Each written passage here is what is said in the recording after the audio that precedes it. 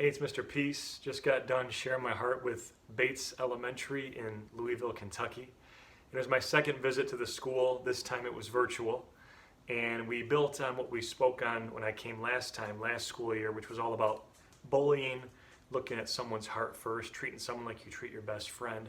And we took it up a level today, talking about diversity, and especially the need for human kindness. So you see the logo on my shirt here and on the screen behind me, and it says need human kindness. You can see that the peace sign is inside the heart. That's where peace has to begin, right? And it begins with each one of us, being the change, leading the change, living the change, and going out into this world and showing compassion, showing respect, right?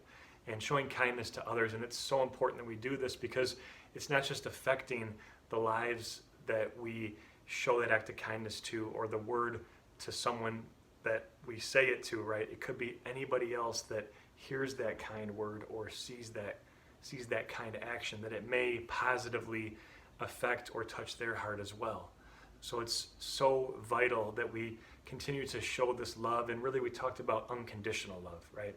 So love without any conditions, that whether somebody's taller, shorter, wider, thinner, different skin color than us, maybe they're disabled, maybe they were born differently, whether it's on the outside or inside, any of their differences, that we can still honor them. We can still appreciate who they are. And that means that we appreciate diversity.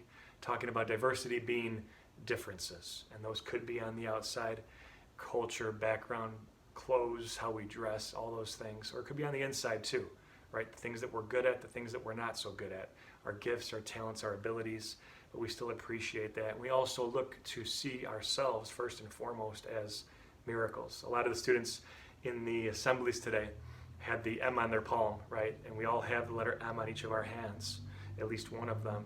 I traced one of mine here too, and that M stands for miracle. To believe our value, believe our worth, believe that we are all special, all unique, and then go out in this world and help others believe that too.